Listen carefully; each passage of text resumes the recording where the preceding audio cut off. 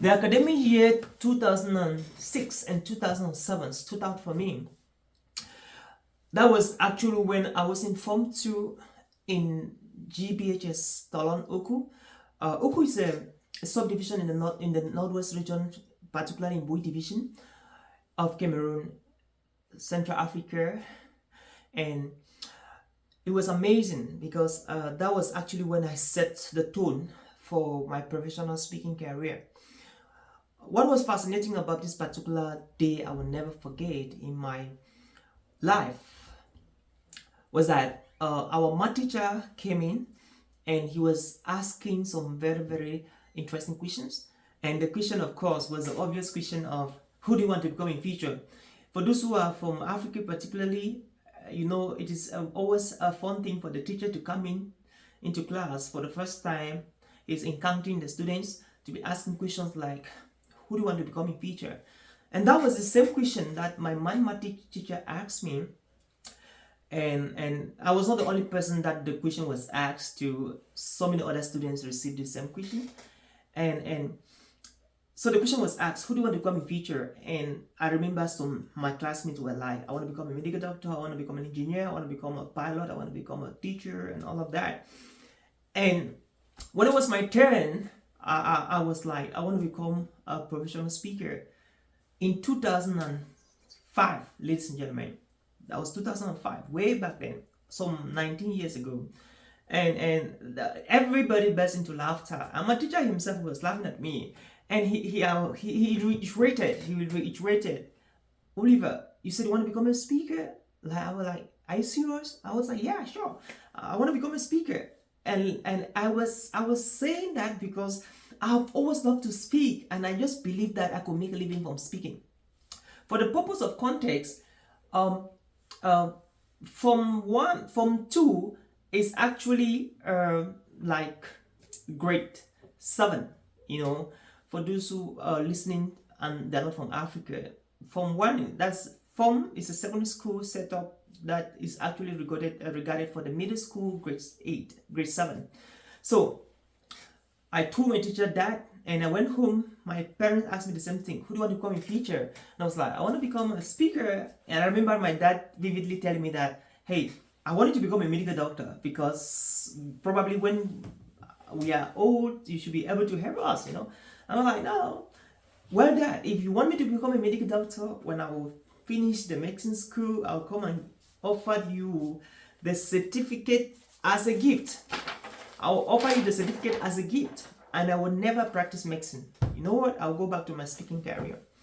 And my parents looked at me and like, this boy, okay, wish good luck. Go and do your public speaking. That was in 2006.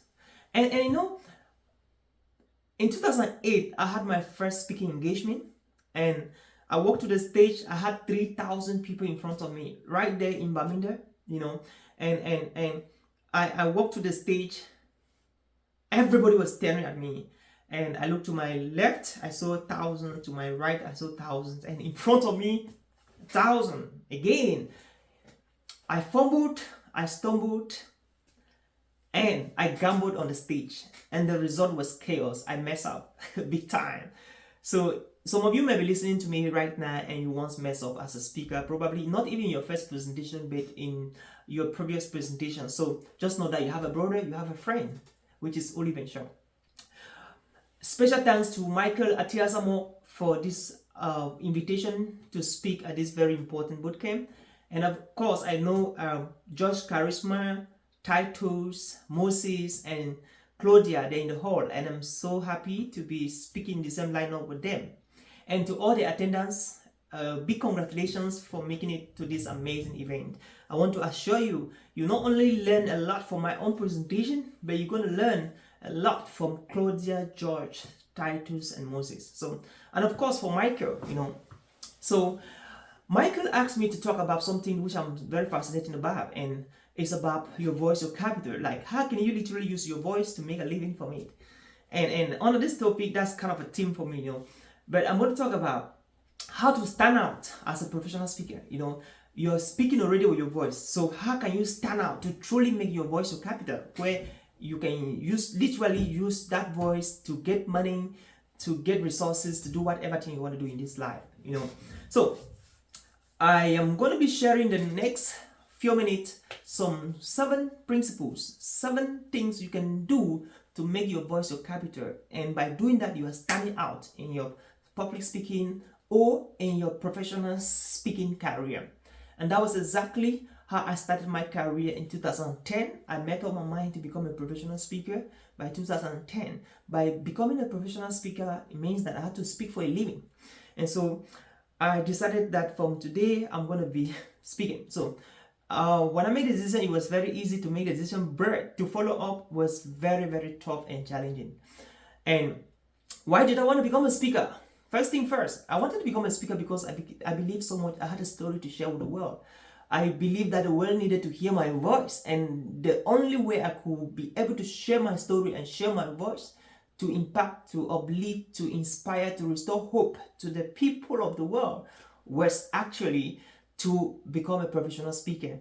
And I was not trained, I was just ignorant and very naive, but I was just daring, and I was very ambitious to become a speaker. Just like some of you are literally right now listening to me.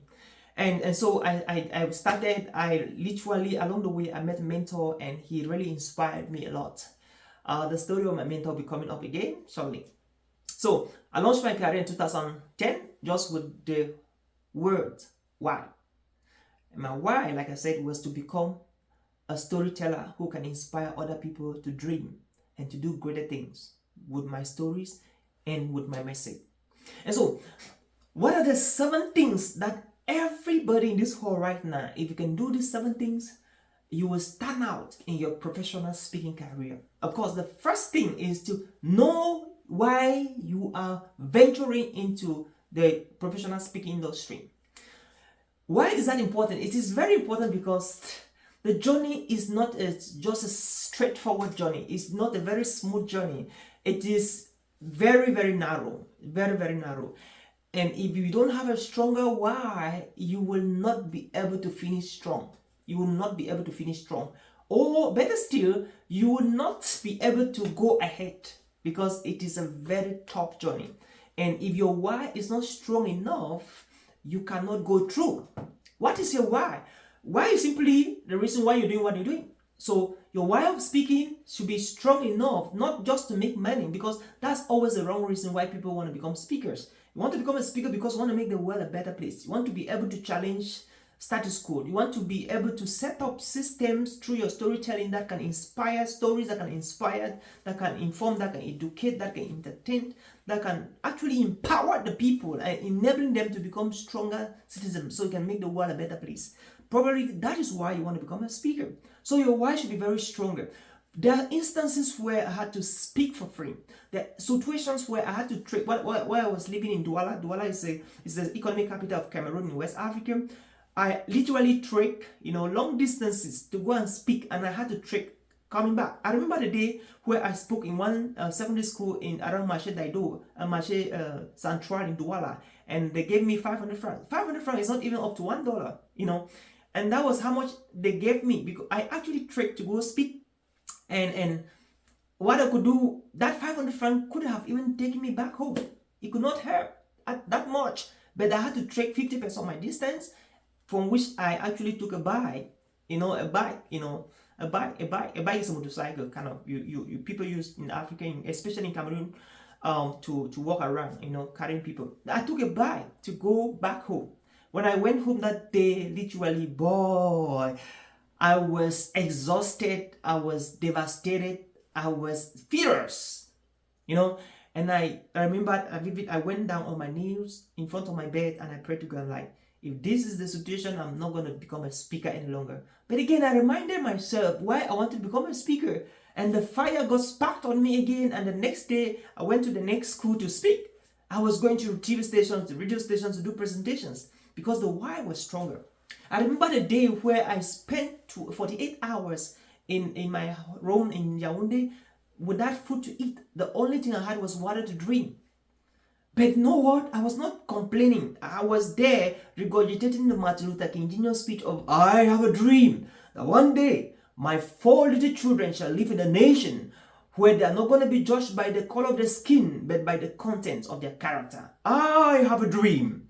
And that was what I was doing when I never had food to eat. I was learning, I was regurgitating, I was practicing, and I was learning how to speak. And that's exactly why I'm speaking here today. So you must know your why. And your why must be very stronger. I used to say your why must be stronger than you. Because if your why is not stronger than you, you will give up along the way. So it's going to be very tough. From the ground level, right, to the first floor, to the third floor, to the fourth floor, to the next stratas, to the next tiers, it's going to be very tough. So your why must be stronger. You should not jump in today, tomorrow you're out. Then the next day you jump in and then the next day you're out. No, that's not what I'm talking about. But from 2010, I've never given up. This is 14 years ago. I've never given up for 1 single second. Not to talk about 1 minute, 1 day, 1 week, 1 month, before to talk about 1 year. I have been into it throughout my life. And so if you want to become a professional speaker, you want to stand out, you must know why you want to do this. Because that is what will keep you going when the goings get tough. Somebody says, when the goings get tough, only the tough keep going. So you're asking yourself this question. Turn and ask your neighbor, are you a tougher one? Ask your neighbor, are you tough?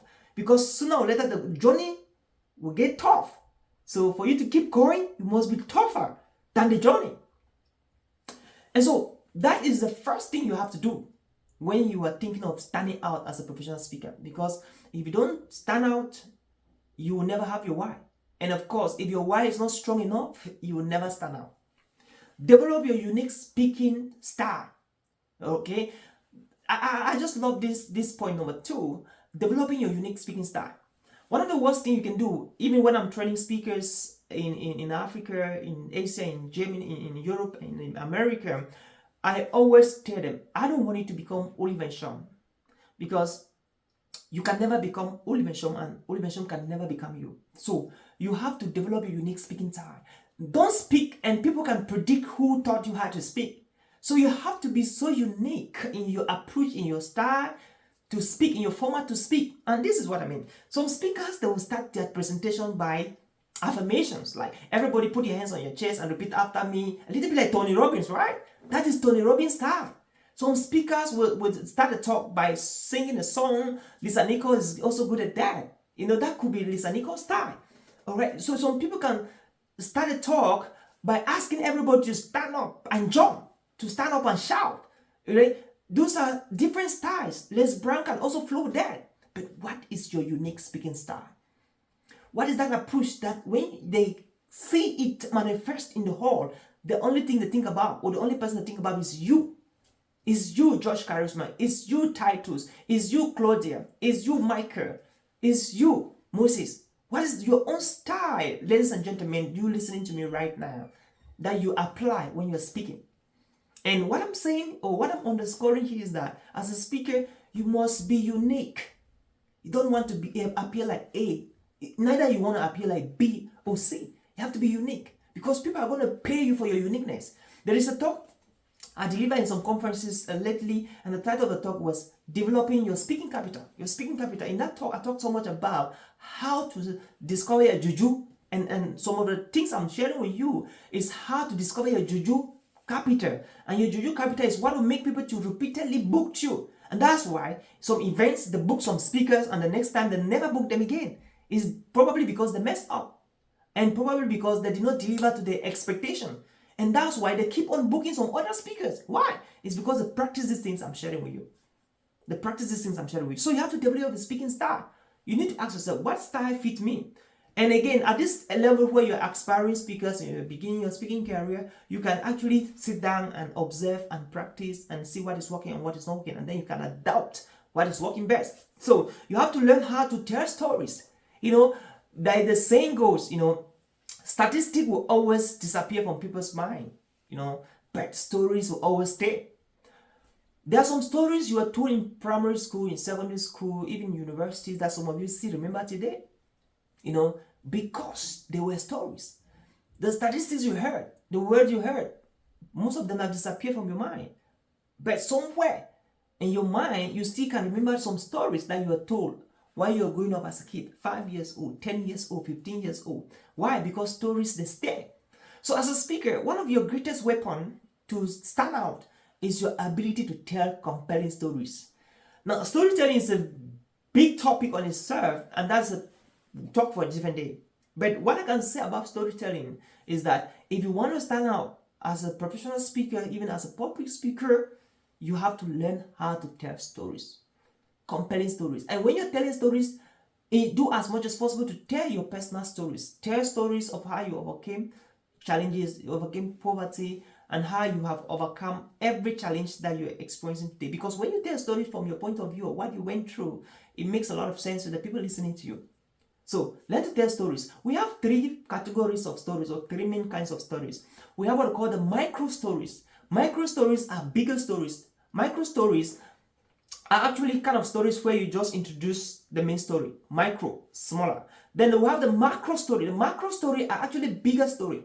So the bigger story could be 5 minutes, 10 minutes, 15 minutes, People can tell story for hours. So the bigger story where people go for more than 5 minutes is called a macro story. Macro. For those who did economy, you remember macro economy, right? And then with the micro story are the smaller stories. 5 seconds, 10 seconds, 30 seconds, 45 seconds, 1 minute.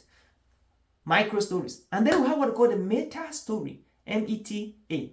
Meta story. The meta story now is a kind of story that is impromptu. So you just come, you see an object, you see picture, you just create a story from that scenario you pictured. That is a meta story. So when you're telling stories, always ask yourself, is this story going to be a micro story? Is it going to be a macro story? Or is it going to be a meta story? So choose your stories wisely. All right? Choose your stories wisely. And of course, when you're telling story, you have to come up, introduce a story with the introduction. You have to do the body of the story. And then you have to do the conclusion. And then in the introduction, what are the things that should come in the introduction? First of all, names of places, names of the characters, the protagonists and the antagonists. You have to talk about the place and where the story was taking place. And so in the introduction, you introduce the character and then you tell what happened, what actually happened as a result of everything, what happened.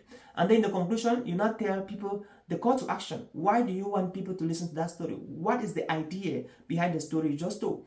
So that's what happens in the introduction, in the body, and in the conclusion. And so that is exactly how you tell your story. So if there's one thing you must master and practice, it should be storytelling, because that would change your game as a professional speaker. Of course, get feedback. Get feedback. Number 4 is get feedback. That's amazing. Somebody says, and I strongly believe with that person, someone anonymous, he said, feedback is the breakfast of champions. And I totally agree with that. One of the best ways for you to stand out as a speaker is to speak in so many occasions as much as possible. And then always get feedback. So what that means is that when you're starting your speaking career, get a good phone, a good smartphone, an iPhone, whatever phone that works best for you, or another tablet. Why? Because every single presentation you do, make sure that it is videotaped.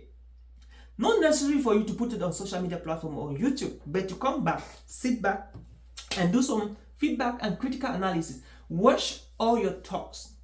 My technical team here in the US, they could tell you clearly that I'm the highest person that watch my videos on YouTube, on my phone. You know why? Because when I'm watching my videos at times, I really enjoy the messages. I enjoy the lessons that I'm sharing out with people around the world. But I criticize myself.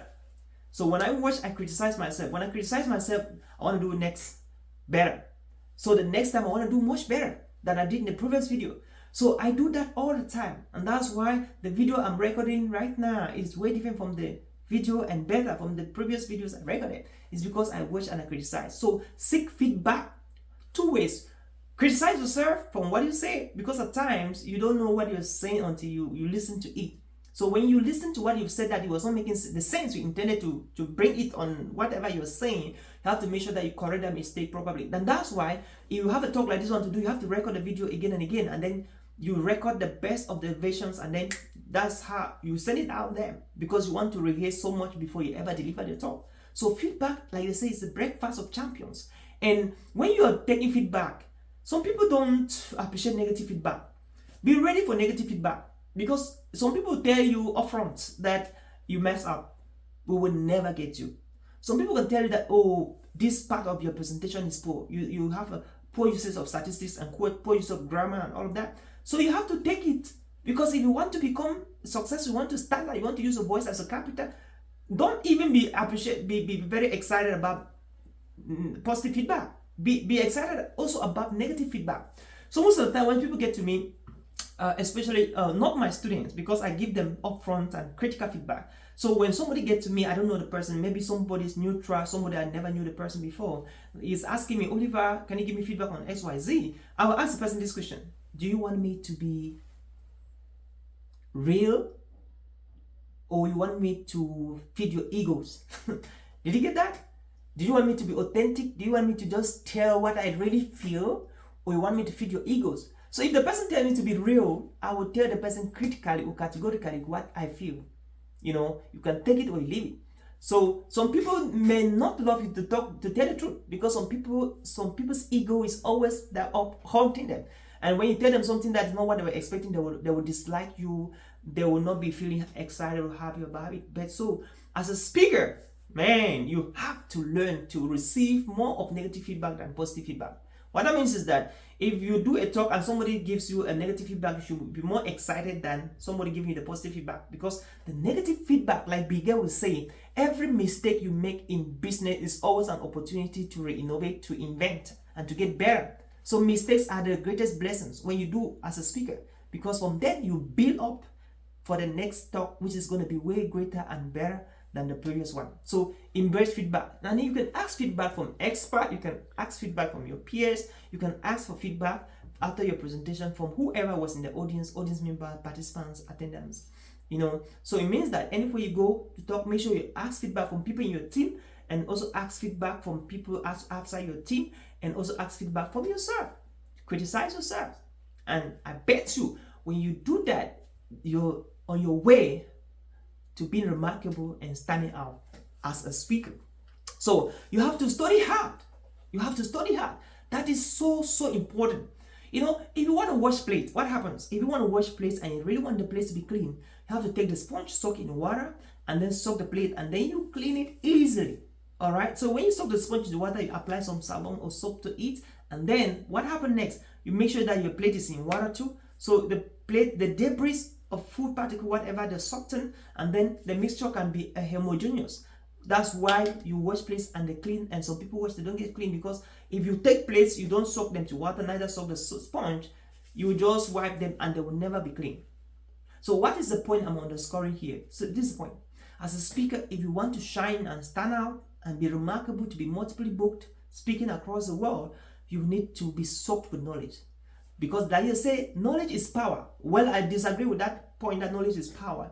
But I believe strongly that applied knowledge is power. So you can have knowledge as much as whoever, Albert Einstein, Thomas Edison, but if you don't apply the knowledge, you will never have power. Now, listen to me clearly. If you don't get everything I've said, please don't miss this. This is very, very important. Every single day, out of the number of seconds we have every day, we have over 86,400 seconds every single day. And this is what happened. In these seconds, every 30 seconds, over 2,000 new words are written on different subjects globally.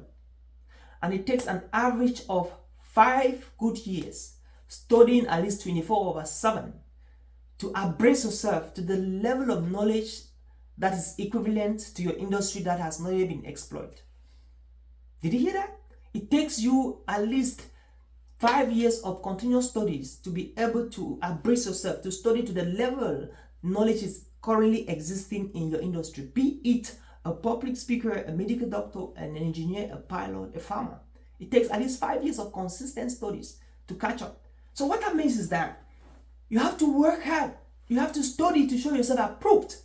So I'm sure you must have heard about the 10,000 rules effect. So instead that, if you want to be among the top 1% of the people in any industry, you have to dedicate 10,000 hours and study consistently in one thing that you want to be the best at it.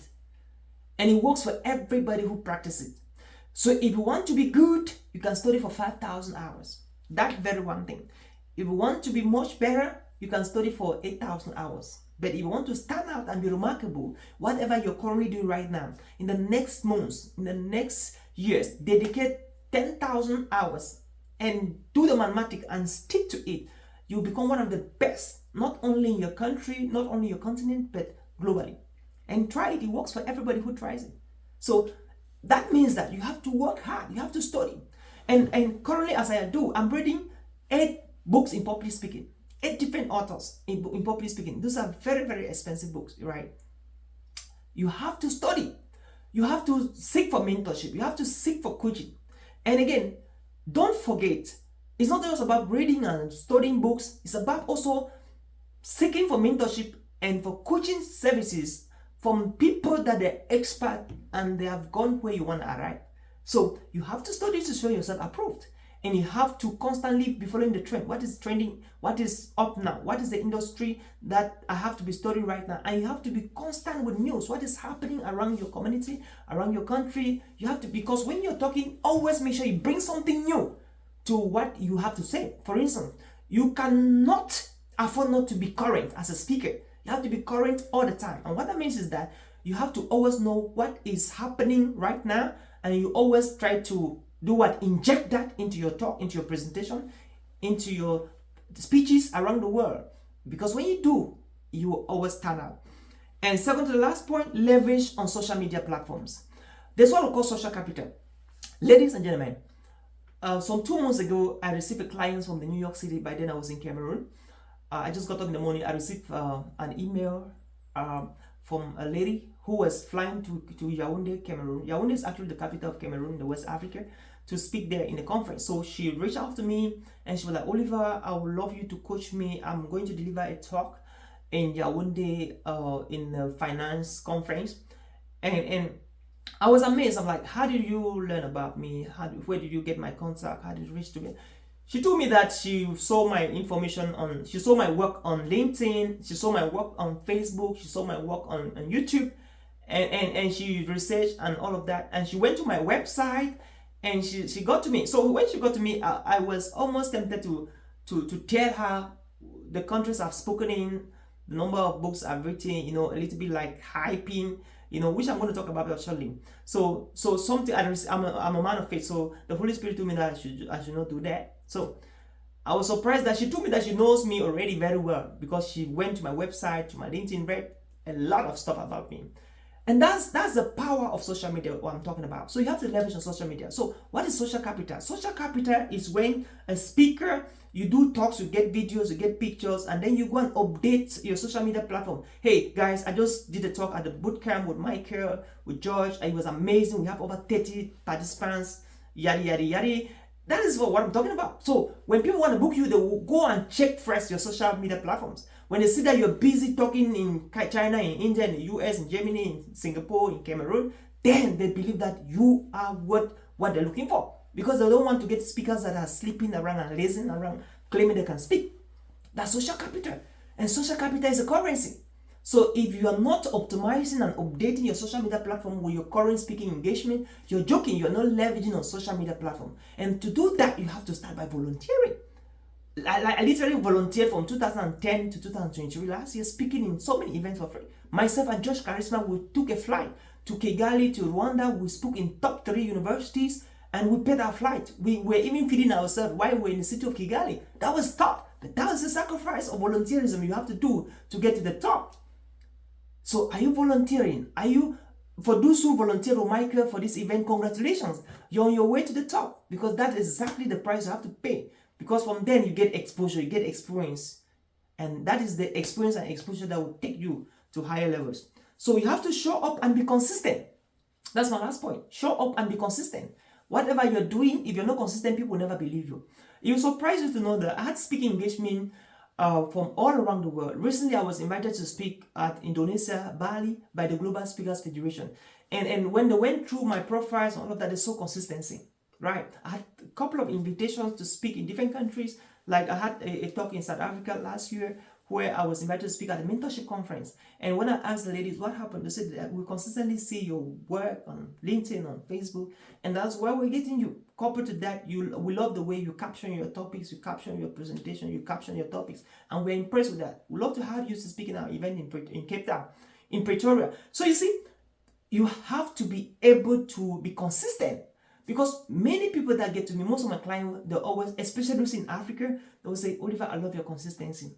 This is 14 years down the line. I am still in it.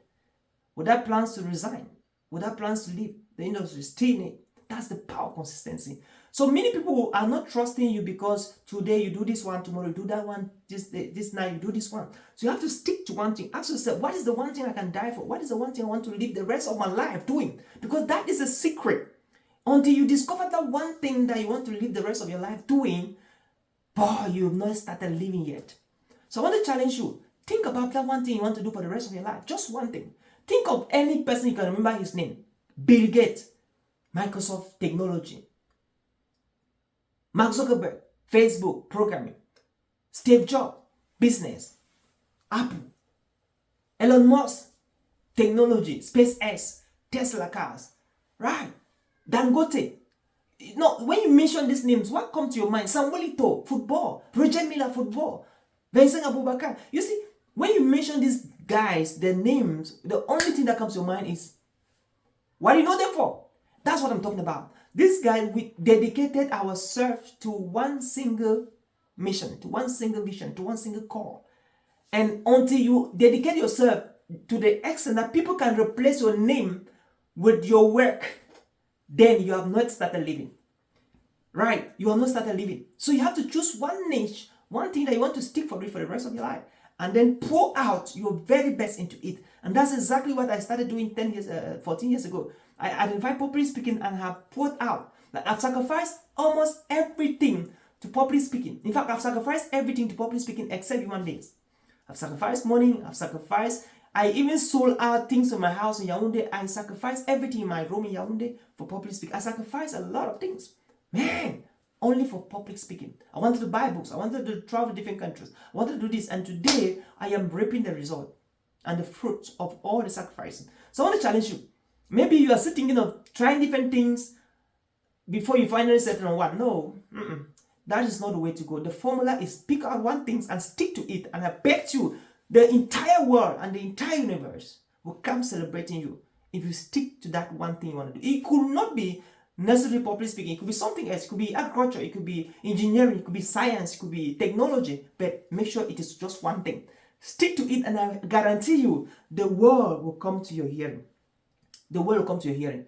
So my dear friend, my amazing participants, dear audience, please pick out that one thing and remember to look for people that have achieved the result you are looking for now. Observe those people by following their pages on social media platforms, following their YouTube channels, learn from them, look at what they're doing. And if you can emulate what they're doing, I bet you in less than no time, you'll get their kind of result. You will start getting their kind of result. So, from today, work so hard in whatever you're doing. So much in such a way that you're feeling that every other person is gonna come and take it away from you. Work so hard in whatever you're doing from today in such a way that there's somebody who is working somehow, somewhere in one part of the world so hard to come and seize everything you've been trying to do.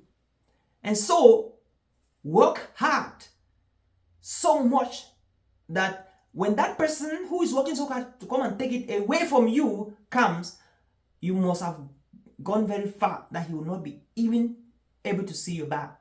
So my friend, like my twin will say it, work so hard in what you're doing in such a way that somebody who is working so hard to take it away from you to dominate the industry somewhere will not be able to beat your record. And that was it for today. Thank you once again, Michael, and the amazing audience for having me here. My name is Oliver Nshom, and I'm an international speaker. I'm currently running the Texas Institute of Public Speaking and the Public Speaking University here in the US. And of course, I'm inviting all of you to be part of our upcoming public speaking bootcamp in Minnesota, here in the United States of America. So, look, happy event. I'm looking forward to see you at the top. Cheers.